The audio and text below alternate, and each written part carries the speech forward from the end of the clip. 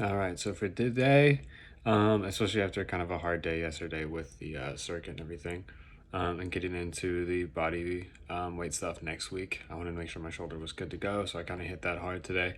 I did some like hand walkouts, so you start in the same position, walk out onto your hands, do a little bit of kind of mini push-ups, back up. I did that 3 times for 10 reps. Did some shoulder protraction stabilization, so on a Bosu, pushing up. Trying not to lose balance. Did that 3 times for 30 seconds. Did another one, had a friend help me out. You lay on your back, again, shoulder projection up, hold that weight in front of you, and then kind of smack your hand around to help with some stabilization stuff there. Once again, 3 times for 30 seconds.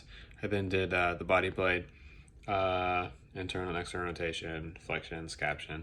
Once again, 3 times for 30 seconds. And then I ended with kind of a more difficult type push-up movement with Spider-Man push-ups. So kind of bringing one leg up as you do a push-up.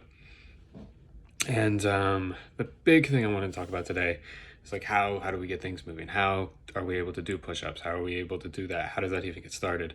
It all walks back to nervous system. And how that works is you actually have a propagating system of this electrical signal moving down your neurons, moving down your neurons. And how that works is you have a resting membrane potential set at negative 70 millivolts, which is just everything kind of relaxing, just still chilling out. And then as we kind of go through our daily life, we get these kind of mini signals that may not fire off. The threshold we're looking at is negative 55. If anything gets to negative 55, that's when we actually see an action occur, and that's when a whole process starts where you see these sodium gates open, which allow it to get even more positive, the charge of that neuron to get even more positive until it reaches a certain point. Then it'll start repolarizing, becoming more negative.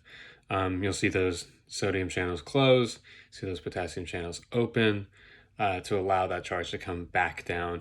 And we actually see this little period of time where it dips below that negative 70 resting membrane potential.